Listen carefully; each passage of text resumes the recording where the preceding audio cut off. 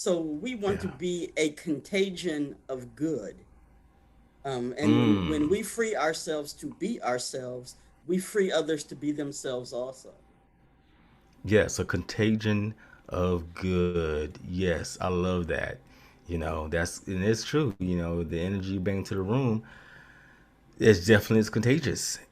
And just like negativity, and sometimes you have to, be the immunity in the room sometimes when you have people who are, negative. Because one thing's going to happen anytime you come into a room, you're going to change the energy of that room to something higher, or you're going to conform to the energy of that room that may be high or low. So instead of having the room dictate your energy and how you're going, your presence and your being in the room, you already have set your intention that I'm going to be a light, and regardless of the energy in the room, I'm going to raise it or I'm going to meet it.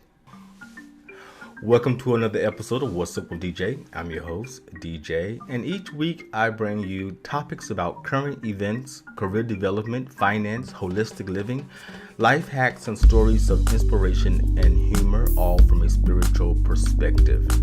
So be sure to subscribe, follow, comment, and leave a review on Apple Podcast. Your opinions and comments are always appreciated and encouraged. And with that being said, let's get right into the show. My guest this week is Kelli Jareaux. Iyanla Van Zant describes her as a blessing to God's kingdom and simply magnificent. She is the author of I Am at Work, Unleashing the Power of Divine Self on the Job, mystical activist, and founder of the Grow Continuum Incorporated, located in Washington, D.C., a non denominational church with the simple motto live life and grow.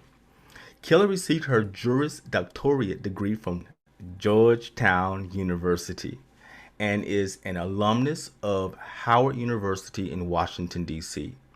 Working as a lawyer, she has examined the inner workings of countless corporations, organizations, and governmental entities.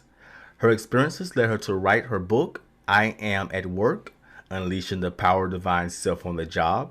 She now serves as a consultant, life coach, facilitator, and trainer. Kelli is committed to evolution and transformation in the workplace and the world. Thank you for joining me. Thank you, DJ. Thank you for having me. I'm so excited about our conversation and about your show. It's fantastic. I've really enjoyed Oh, listening. thank you. I appreciate that. Thank you so much. And one of the people that we mutually know is Reverend Jim. He's been on the show before, Reverend Jim Webb, and he has a great book, and I really enjoyed our conversation. I have to have him back on the show again because I just think we didn't even scratch the surface of all that he knows and the value that he brings about manifestation, about intentions, about the process of that. That is absolutely true. And his book is just a wonderful book. I agree with you 100% on Yes, that. yes, yes. So one of the things that I did want to open the conversation about was I noticed that you were rocking a bald head, and I wanted to just talk about, why is that? Well, as we talked about, I have had the experience of alopecia. It's actually been something that I have experienced at some degree since I've been 16. And, it usually comes with like a couple of different bald patches. But depending on, I guess, the level of stress, it can become extreme. And so this is my second time experiencing complete hair loss as a result of it. Mhm. So when Jada Pickett, because it's one of the celebrities that have been vocal about having alopecia. When she started talking about it, was that something that you were like, okay, well, that's a good thing? How did you feel about that when she came out about having alopecia? Well, like I said, I've been dealing with this for a number of years. It's kind of become popular now because I know that there's Okay. also a congresswoman who is having the experience. It's good. It's good for people to talk about it because men and women have this experience. Uh, for me, it has been a process of self acceptance. And I think that Mm-hmm. that's what she also is going through. And it can be challenging going through that with someone poking fun at you on Mm. a national stage. So Right, my heart international goes out stage, to her yeah. for that. Yeah. Uh, Most of us come into the world with not a whole lot of hair. So, in a yeah, way, it is an expression of innocence because you can't hide anything. And I right. remember You can't hide anything. I've had a lot of hair in the past. And in a sense, if you want to, you can kind of hide behind your hair. But with Right, no hair exactly. on your head, then it's just you. It's just Right. me. And so, Mm-hmm. in a sense, it's very freeing in that way. Yeah, yeah. I'm quite sure the time that it took to get ready has been minimized, and the cost That of, is true. Exactly. you know. So what I wanted to talk about mostly was your book. The reason why I really enjoy your book is because, I'm a career coach, and some of the problems that arises working on the job and trying to be spiritually balanced, are you putting you're placing your spiritual life ahead. It's, to me, I place my spiritual life ahead of everything. It's like, to me, it's my foundation. And then going to the workplace, that's going to be challenged, and especially if you're a beacon of light. If you're a light worker, you're going to have, to me, I feel as though you're going to have an even rougher time, because what does a light do? A light shines, and when a light shines, then everybody does what? They look. They're looking at it. And a light attracts different things. It attracts insects. The light attracts, if you're a lighthouse, it attracts boats, it attracts all these things. Some of them are good, some of them are bad, you know? And so the same things that in the workplace, when you are a light, then it's going to attract certain energies that are going to come over to you. And then what happens? Dot, dot, dot, dun, dun, dun, the sound, right? Well, And, go ahead. I was going to say that's why it's so important for us to enter the workspace already grounded. Like, it shouldn't be that you show up at work and those things are a surprise. Because what did you just say? You Mm, can already anticipate what is going to yeah. happen, right? So we have to enter the workplace fertile ground to grow the things that we wish to manifest and not just victims of whatever is attracted to the light, right? we Yeah. we want to be the ones that, as the casters of our light, are setting the stage for what is to happen. And the way to do that is to already have primed ourselves spiritually before we ever walk through the door. Yeah. So how do we promise ourselves? How does, one get themselves ready? And one reason you probably feel like crap on Monday is because you are anticipating. So how does one deal with that? How does one go into the workplace and transmute that energy? Well, it's three things. One, you want to be primed, just like I said, which Mm-hmm. means you have already prepared your consciousness. So that's thing number one, prepare your consciousness. How do you do that? So thing number two, have your toolkit. And that means my toolkit and your toolkit, DJ, may look very different. For me, it may be Mm-hmm. that, like before I got on this call to prime for this conversation, I played the Mm-hmm. presence of the Lord is here because that Oh lifts wow. my energy up and Yeah. focuses me. But you may not even like that song. You may think that song might Mm-hmm. have a bad memory for you, but you might need to read a scripture and that might put you Right. in your place. So each of us has to customize for ourselves what works and what we can use as a tool. And the third thing is to be able to anticipate our day and set an intention for each one of Mm-hmm. those aspects of the day to work out in the way that we have prescribed. And when I say we, I mean us and God together. Yeah. Yeah, us and God. Because one of the things that I used to do when it was in a rough environment at work, and I would always, before I get to work, and the days that especially I didn't have to drive because I would commute in on the bus, and I would just get quiet and I would imagine, you know, just light around me, just having light all around me, and especially there's some person that I just wasn't feeling, then I would in just engulf their desk of light around them. And I remember one time there was one person I was having difficulty with, and I was doing that every morning. And I got to work, and their desk was the desk was clear, was clear. Everything was gone. You know, I said this Yes. thing really works. There you go. Tell a It was story all in right the though.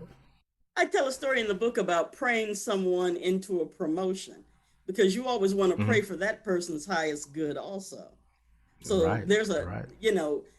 and in doing that, it is a blessing to you. And I was blessed because the Hmm. person left that position, and it Hmm. was a blessing to Hmm. them. They went on to their highest good. And as it turned Exactly. out, the person was being difficult because she had a very difficult life, I learned. And so, Yeah, because everybody's going through something, right? yes. You know, so meditation really is a great way to, because it's all about us, right? You know, the drama, everything is all about us, and the situation is that we, you know, you can't change anybody. The only person that we can change really is ourselves. So and then when we change ourselves, things happen. You get movement in ways that we never expected, right? Things that we can't even explain. So I want to talk about the Great Resignation. And if you don't know about the Great Resignation, it's been in the news where people are leaving their jobs left and right for different reasons. And one of the reasons that I'm familiar with is because people no longer want to put up with, you know, a small salary, or they don't want to do menial jobs any longer. They might have an idea where they want to actually invest in themselves and they want to start their own business. They want to do something different. Don't want to go back to the same mundane things that they did before COVID. So what are your thoughts about that? I think that it is a wonderful thing if people want to have a different experience and they've decided that they need to leave their job to do that.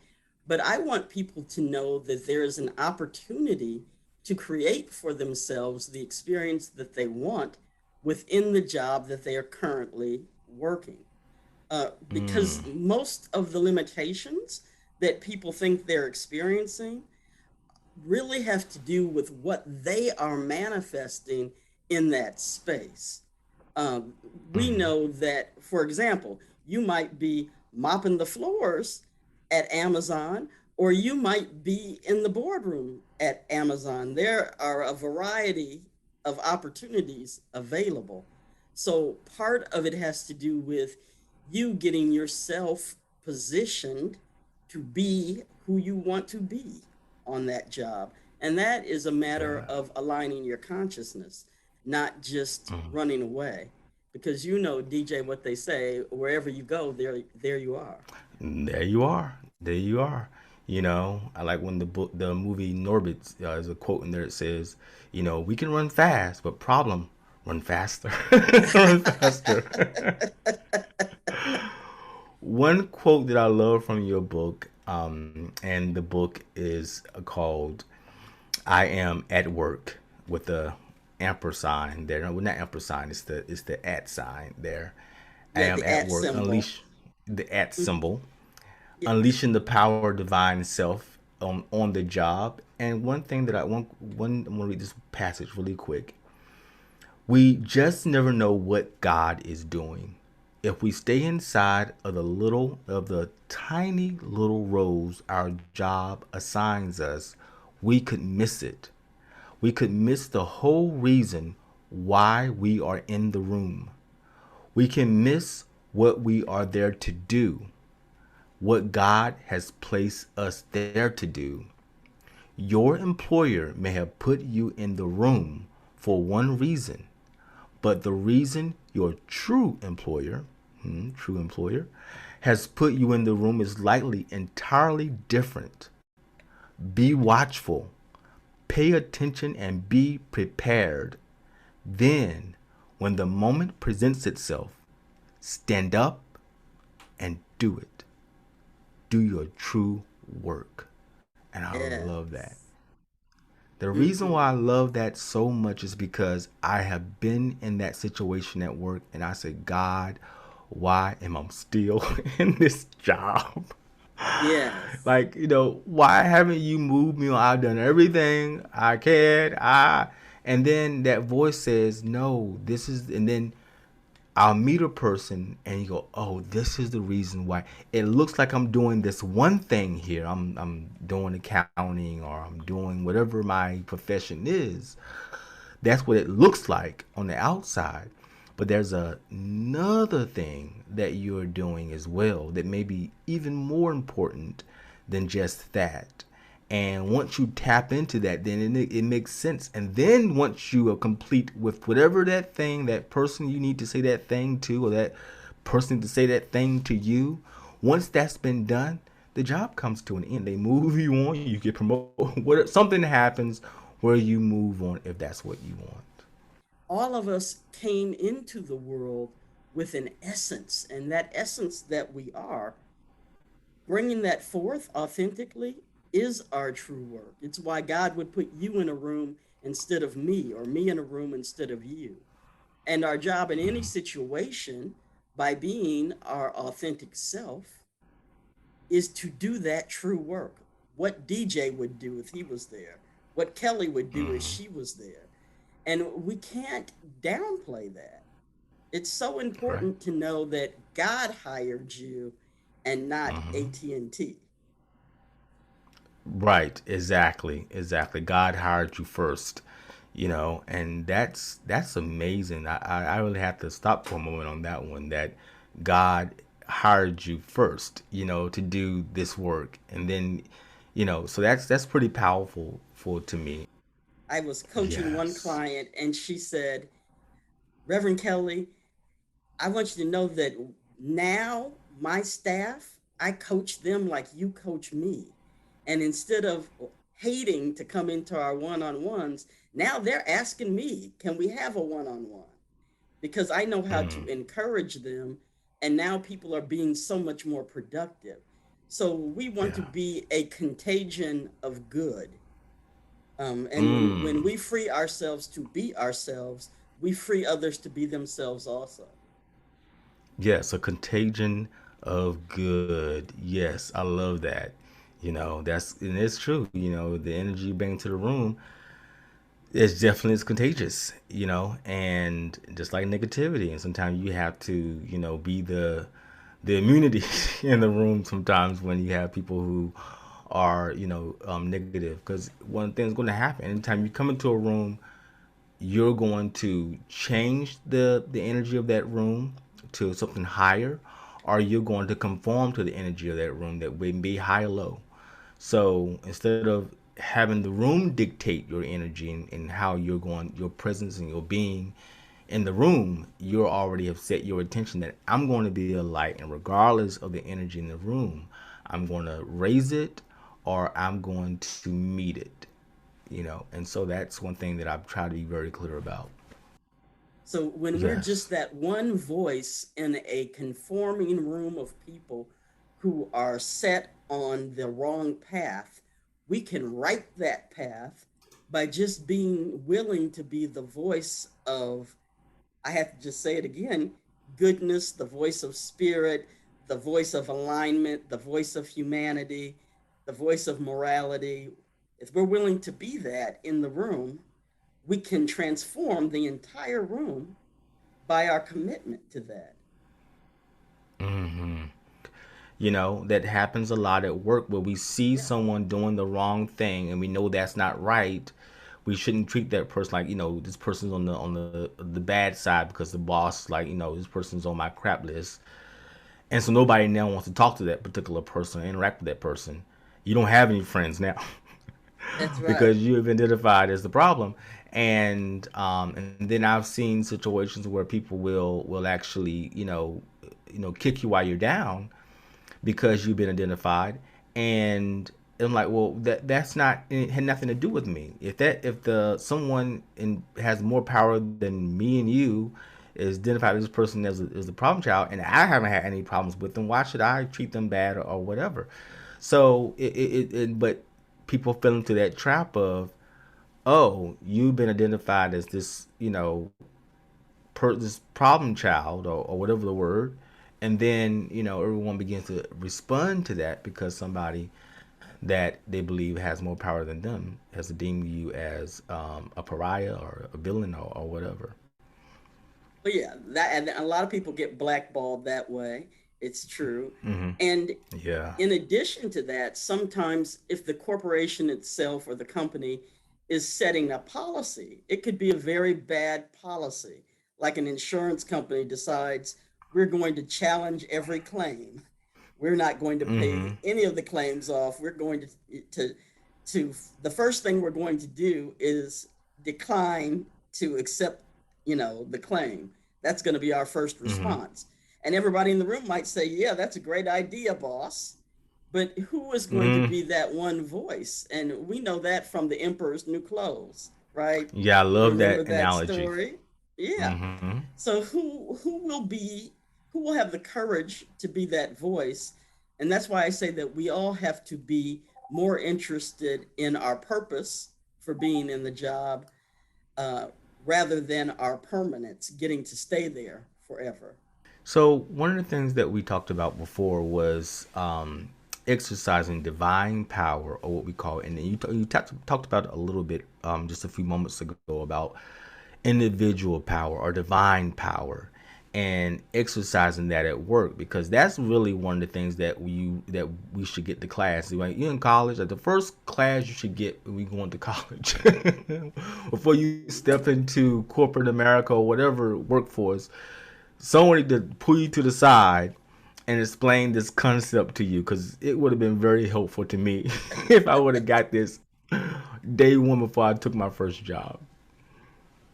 Well, part of it, I'm going to use the word courage and I'm going to use the word trust, because sometimes power makes people feel uncomfortable, even though all of us understand that power does exist in the world.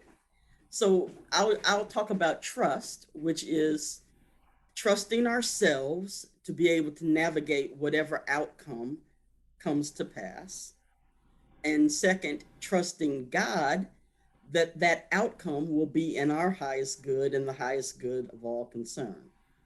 So when we can have that level of trust, then we can act independently, we can act authentically, and our independence and our authenticity are our power. Does that make sense? Yeah, it makes perfect sense, because what you're saying basically is that you're in a situation where, and you've been in those meetings, and we all been in meetings where we feel like if I say anything, I say something I don't agree with what everybody else is, what I believe everybody else is thinking, or whoever's in charge is thinking, then I'm going to look like the only one. I'm going to be, looking like the oddball here, being the one who's being difficult, the one who's being different, and I don't want to bring that kind of attention to myself. So I'm going to just go along and get along, even Yes. though there's something within you that's going, no, no, I have an idea, I know this is right, or I know that's the wrong answer. And we don't say anything, we don't speak up, because we fear what we're the outcome of being different, of being, considered the person who's being difficult. But what you're saying is that listening to your inner voice and speaking up and saying, maybe it requires you saying you're wrong, or this isn't right, and I know it's not right, and not speaking from a place of fear, because you can still speak up And because you're speaking from a place of fear, whatever your answer is, people can detect that, and they don't want to like, well, I'm going to sit here and follow you for when you're not even. We see that you're not fully, into yourself, or you truly believe in what you're saying. Somebody wants to Yes. follow that, so they're like, well, I'll go along with the guy who's saying the wrong thing because at least he believes in what he's saying. Yes. So being able to trust that this is what I truly feel within myself and willing to vocalize that. And even if no one is willing to corroborate you in that, still saying, you know what? I still stood by my conviction. Yes.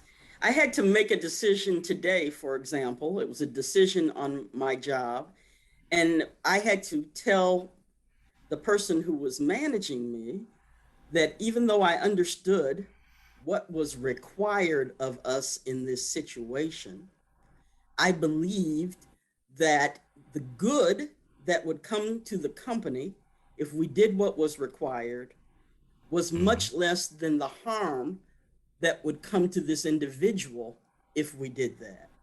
And given Mm-hmm. that analysis, I encouraged him to allow us to take a more compassionate stand.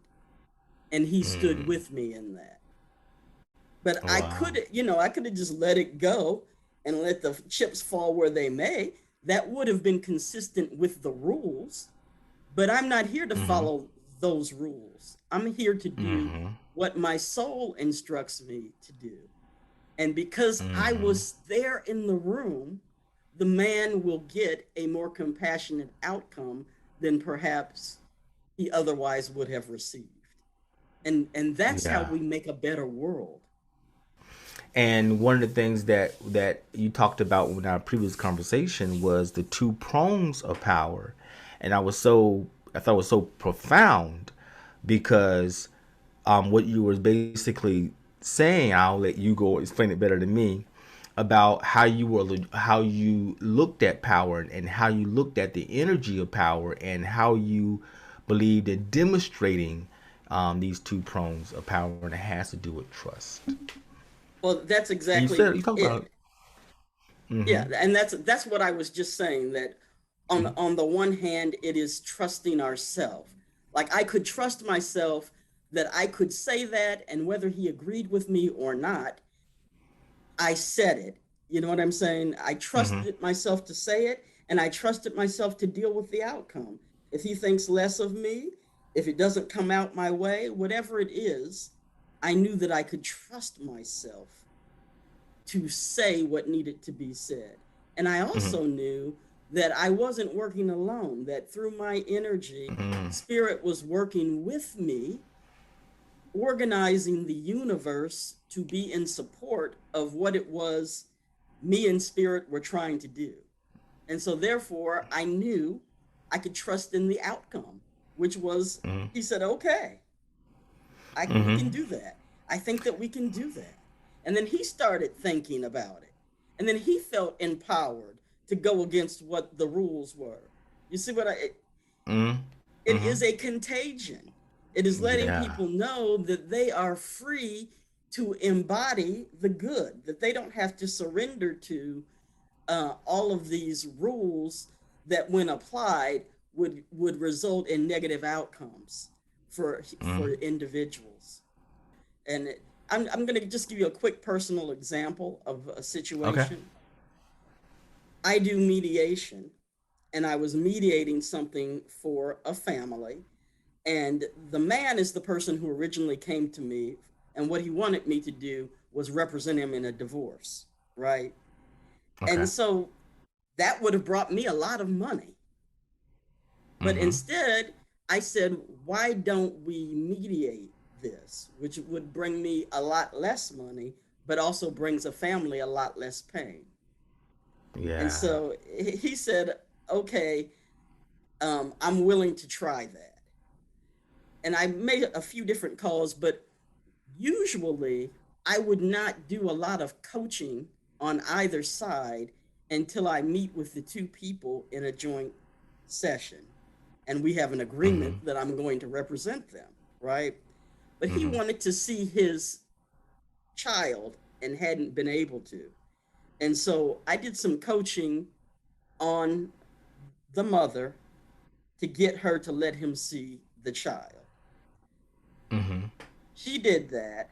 This was all before we had had our first mediation session, right? So I reached out because I hadn't heard anything from either one of them to say, what's going on? And what I heard back is the father and the child had a nice visit, and 3 days later, the father died. Mm. So it's like God is doing something bigger than we know. It's not just about Right. us and our little desires for money. It's Mm-hmm. about letting ourselves be used in a bigger way. And we may be given the gift of getting to see what the miracle was. Like in that case, I got to see it. Or we may never know what the miracle is. But Yeah. that gets back to trusting, right? Can Yeah. God Because this is count not about on religion. us?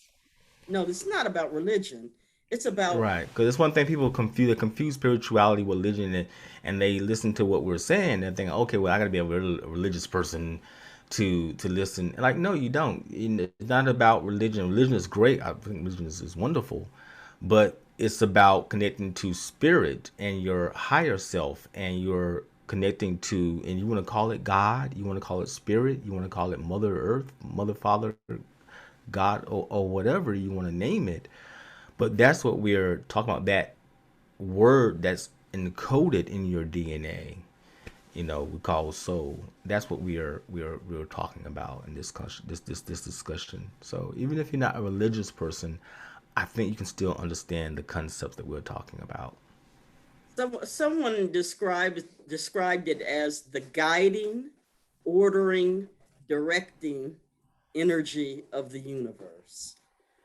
That which is active in our lives and inside of us, creating destinies. How about that?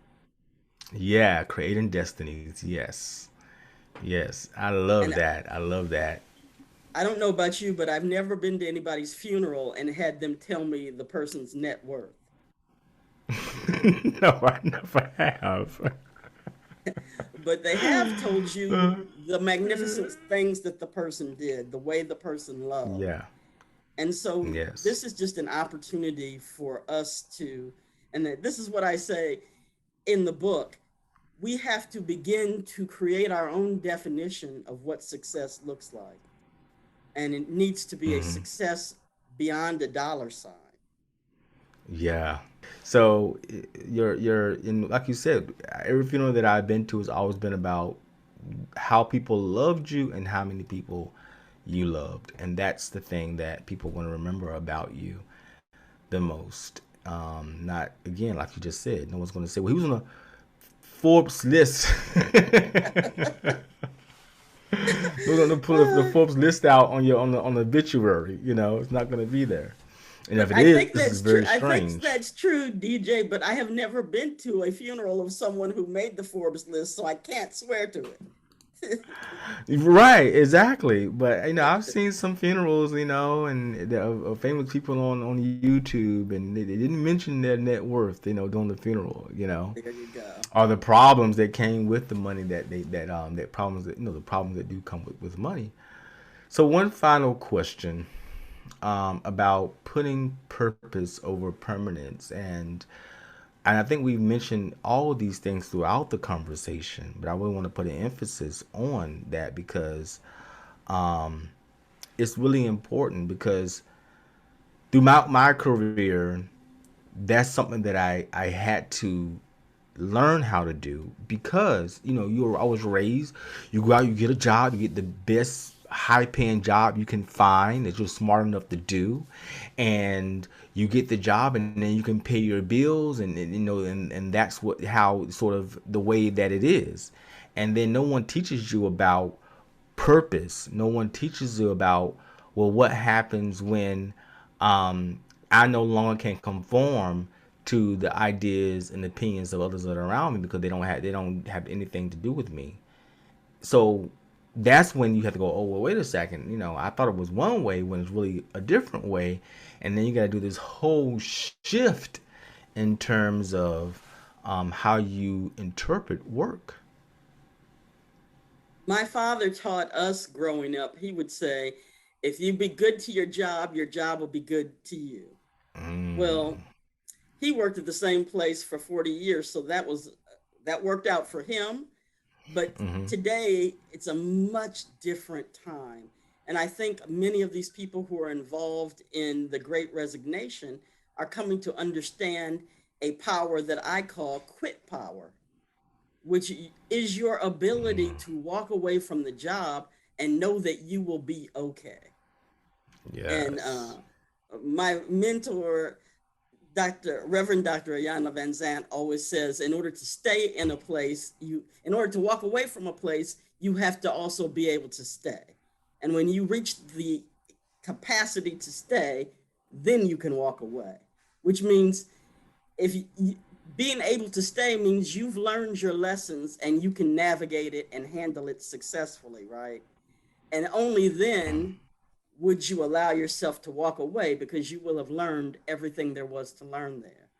And so I say, in terms of this quit power, when we realize while we're at the job that if we were fired today, if we quit today, we'd still be fine because we still work for the company, the God company, and and everyone has to just remember I'm a minister, so this is the languaging I'm going to use. But what I Yes. mean to say is there is a nurturing, protective energy in the universe that always has us in hand. And so we will not be abandoned. We will not be left behind, even if we lose those jobs. We don't have to worry about permanence. And am I going to be there tomorrow? Are they going to fire me? Are they going to riff me? What's going to happen to me? We can trust that we will all will be well with us. And when we lay Yeah. that question down, it's a lot easier for us to be on purpose, on divine purpose, while we're doing our job. Yeah. Yeah, and what I get from that, because a lot of times people will come up to me all the time, and as friends and just people that just, tell me what the issues are. And that when people have work issues, it's always, they doing this to me, they're doing this to me, they. I'm getting another job. And I said to one friend of mine who was complaining about her job and she was gonna leave and she was just frustrated with it. And I said, well, you can leave this job, but best believe the issues that you are facing at this job going to be at the same next job that you go to. So you might well stay here and try to fix it and deal with it and work with it. But didn't the last job that you had these same issues? So they're going to keep following to you because I think the lesson here for you is to actually stay and work through them and resolve them because they keep showing up over and over and over again. What Yes. you're doing is running, and she went, oh, so she kind of got it. And then she began to make adjustments, begrudgingly, but she began to make adjustments and she turned it into the job that she wanted. That's And it. like Mm-hmm. exactly the job that she wanted. And now when you move to the next job, you have a less likely of those same issues appearing again. But I don't think she's looking anymore because she's actually wants the job now. Yes. So that sometimes is the thing that we need. Like you said earlier about what Ian Van Zant had said to you, and that's one thing that like we need to fix our issues. Always running isn't the answer to the problem. And one of the reasons I wrote this book, DJ, is because we spend half of our lives at work. We at least spend half of our day at work these days. Mm-hmm. People are Yeah. spending 8, 9, 10 hours at work or more. So why would you miss the opportunity to do your spiritual work and to grow yourself while you're there? If you're a person who doesn't know how to follow instructions, you're a person who gets an attitude when someone tells you what to do, the opportunities to grow ourselves, to grow our own self discipline, our own self control, to address the things, especially a lot of people take to their job the same family dynamic they've had. So if Hmm. they have They a do. dysfunctional relationship with their family, they carry that kind of interacting into the job. Now the boss Hmm. is daddy that I don't like, or Hmm. mama who never had complimented me. And it's all right there. And we can do our Right. work if we're willing to. Yes. Yes. That's so so true.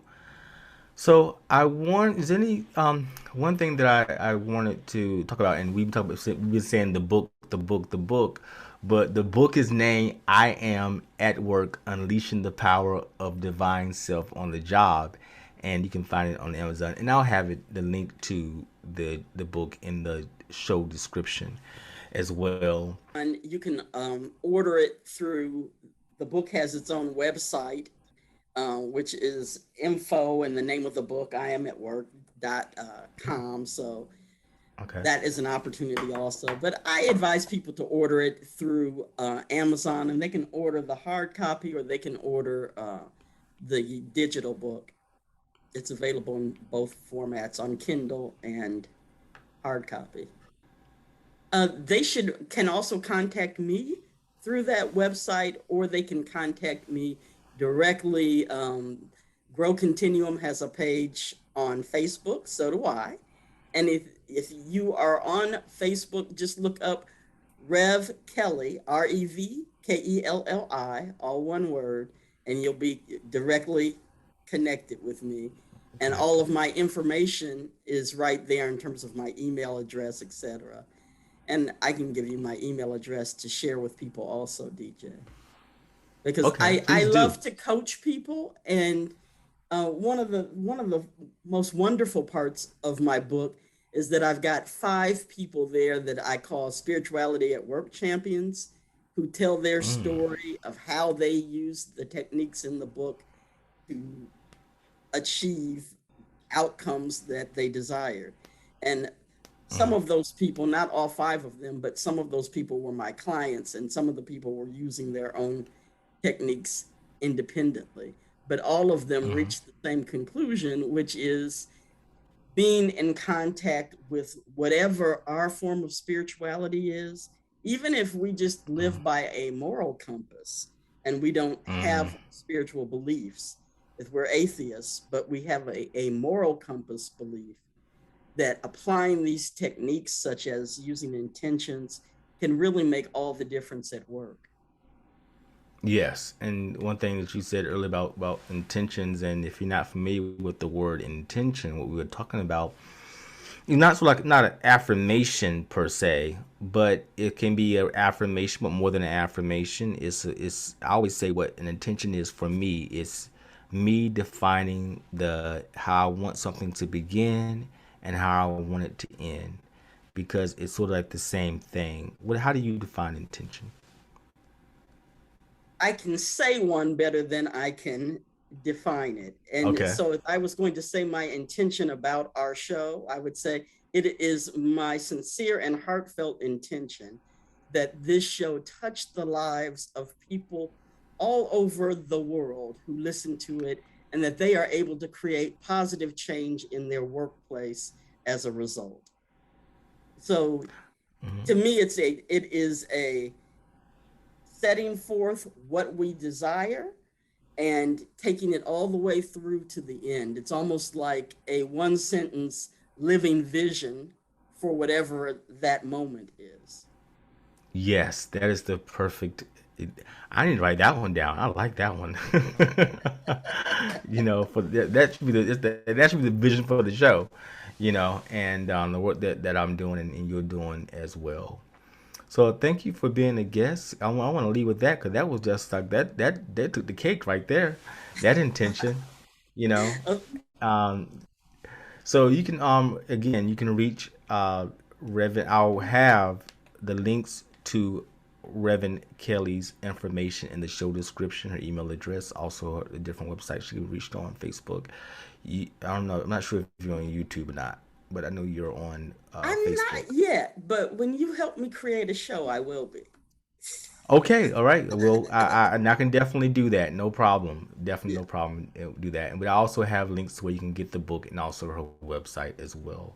So thank you for joining us for What's Up with DJ podcast. Hope you will join us next week for another episode. And until And then, I want to thank you so much, DJ, for having me. Um, I did not do a shout out to Intervisions Institute of Spiritual Development, which yes. is where I learned most of what I knew with spirit until I started to get my own sort of one-on-one connection. It is a wonderful place also, and I would love to put that link in if you would allow me to also. Yes, yes, definitely, definitely. I definitely know about Innovision's Yana Vincent's school, and she definitely has been a person that I have admired for years. And I have watched almost every episode of Iyanla Fix My Life because I thought it was just groundbreaking work that she did, and I just can't wait to see the next thing that she does because I just think that she's definitely doing the work, and she's doing it so profoundly that so many people that may know little about spiritual law and about spiritual work, they're watching it happen right before their eyes, and they might not even realize it. I So should that's the have great thing about it. DJ, I should have shouted out the course that I'm going to be teaching with Iyanla Yes. called Facilitating Personal Power with her and with Reverend Beverly Biddle. And that'll be Hmm. coming out at the beginning of next year. So I hope people will join us for that. Yes, and I'll definitely put that in the show description as well. And once you are start to have that course, you have to come back and get people involved as well. Because, like I said, I am definitely would like to also attend because I All think it's great. right. I know Reverend Bev as well. She's one Yes, of my mentors, and I definitely love her so much. So everything is coming full circle. it is. Fantastic. Well, yes. Well, thank you again.